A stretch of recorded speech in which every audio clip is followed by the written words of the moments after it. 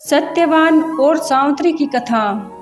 मध्य देश के अशोकपति नाम का एक बड़ा ही धार्मिक राजा था, जिसकी पुत्री का नाम सावित्री था। सावित्री जब विवाह योग्य हो गई, तब महाराज उसके विवाह के लिए बहुत चिंतित थे। उन्होंने सावित्री से कहा, बेटी, अब तू विवाह योग्य हो गई है, इसलिए स्वयं ही अपने योग्य वर चुनकर उससे विवाह कर ले। धर्मशास्त्र में ऐसी आज्ञा है कि विवाह योग्य हो जाने पर जो पिता कन्यादान नहीं करता वह पिता निंदनीय है। ऋतुकाल में जो स्त्री से समागम नहीं करता वह पति निंदा का पात्र है। पति के मर जाने पर उस विधवा माता का जो पालन नहीं करता वह पुत्र निंदनीय है। तब सावित्री शीघ्र ही वर की खोज करने के लिए चल दी। वह राजश्रियों के रमणीय तपोवन में गई। कुछ दिन तक वह वर की तलाश में घूमती रही।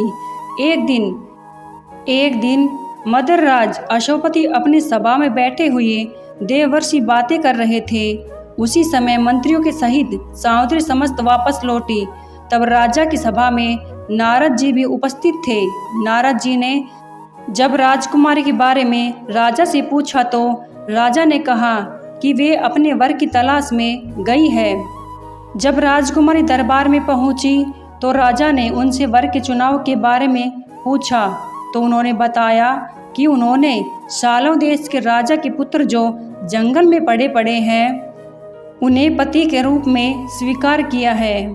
उनका नाम सत्यवान है। तब नारद मुनि बोले, राजेंद्र, ये तो बहुत खेद की बात है, क्योंकि इस वर में एक दोष है। तब राजा ने पूछा, वो क्या? तो उन्होंने कहा, जो वर सावित्री ने चुना है उसकी आयु कम है। वह सिर्फ 1 वर्ष के बाद मरने वाला है। उसके बाद वह अपना देह त्याग देगा। तब सावित्री ने कहा, पिताजी, कन्यादान एक बार ही किया जाता है। जिसे मैंने एक बार वर्ण कर लिया है, मैं उसी से विवाह करूंगी।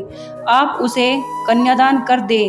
उसके बाद सावित्री के द्वारा चुने हुए वर सत्यवान से धूमधाम और पूरे विधि विधान से विवाह करवा दिया गया। सत्यवान व सावित्री के विवाह को बहुत समय बीत गया। जिस दिन सत्यवान मरने वाला था वह करीब था। सावित्री एक एक दिन गिनती रहती थी। उसके दिल में नारद जी का वचन सदा ही बना रहता था।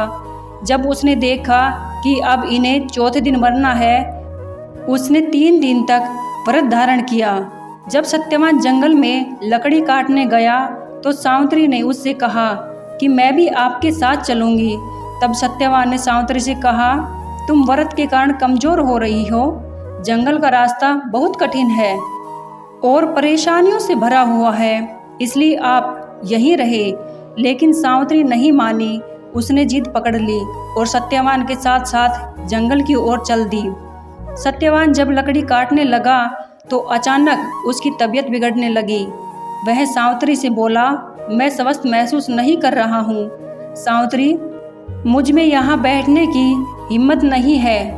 तब सावित्री ने सत्यवान का सिर अपनी गोद में रख लिया। फिर वह नारद जी की बात याद करके दिन व समय का विचार करने लगी। इतने में ही उसे वहाँ एक बहुत भयानक पुरुष दिखाई दिया, जिसके हाथ में पास था। वे यमराज थे। उन्होंने सावित्री से कहा, तू पतिव्रता स्त्री है, इसलिए मैं तुझसे संभाषण कर लूँगा। सावित्री ने कहा, आप कौन हैं? तब यमराज ने कहा, मैं यमराज हूँ। इसके बाद यमराज सत्यवान के शरीर में से प्राण निकालकर उसे पास में बांधकर दक्षिण दिशा की ओर चल दिए। सावित्री बोली, मेरे पति को जहाँ भी ले जाया जाएगा मैं भी वहीं जाऊंगी। तब यमराज ने उसे समझाते हुए कहा, मैं उसके प्राण नहीं लौटा सकता हूँ, तू मनचाहा वर मांग ले। तब सावित्री ने अपने श्रवसुर के आंखें मांग ली। यमराज ने कहा, तथास्तु। लेकिन मैं फिर उनके पीछे चलने लगी। तब यमराज ने उसे फिर समझाया और वर मांगने को कहा। उसने दूसरा वर मांगा कि मेरे श्रवसुर को उनका राज्य मिल जाए। उसके बाद तीसरा वर मांगा, मेरे पिता जिन्हें कोई पुत्र नहीं है उन्हें 100 पुत्र हो। यमराज ने फिर कहा, सावित्री, तुम वापस लौट जाओ। चाहो तो मुझसे कोई और वर मांग लो। तब सावित्री ने कहा, मुझे सत्यवान से 100 यशस्वी पुत्र हो। यमराज ने कहा, तथास्तु। यमराज फिर सत्यवान के प्राणों को अपने पास में जकड़े आगे बढ़ने लगे। सावित्री ने फिर भी हार नहीं मानी। तब यमराज ने कहा, तुम वापस लौट जाओ। तो सावित्री ने कहा, मैं वापस कैसे लौटूं? आपने ही मुझे सत्यवान से 100 यशस्वी पुत्र उत्पन्न करने का आशीर्वाद दिया है। तब यमराज ने सत्यवान को पुनः जीवित कर दिया। उसके बाद सावित्री सत्यवान के शव के पास पहुंची और थोड़ी ही देर में सत्यवान के शव में चेतना आ गई और वह जीवित हो गया। और सावित्री अपने पति के साथ खुशी खुशी रहने लगी। सावित्री जैसी पतिव्रता नारी अपने मरे हुए पति को दोबारा से जीवित कर ले आई। महाभारत में सावित्री और सत्यवान की, जिसका सर्वप्रथम वर्णन महाभारत के वन पर्व में मिलता है।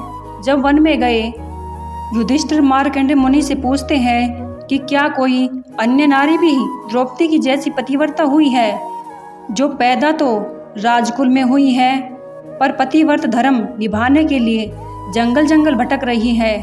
तब मार्कंडेय मुनि युधिष्ठिर को कहते हैं कि पहले भी सावित्री नाम की एक नारी इससे भी कठिन पतिव्रत धर्म का पालन कर चुकी है। और मुनि युधिष्ठिर को यह कथा सुनाते हैं। दोस्तों, आपको सत्यवान और सावित्री की कथा कैसी लगी कमेंट बॉक्स में ज़रूर बताइएगा। वीडियो को लाइक, शेयर और सब्सक्राइब जरूर करें। मिलते हैं अगली वीडियो में। धन्यवाद।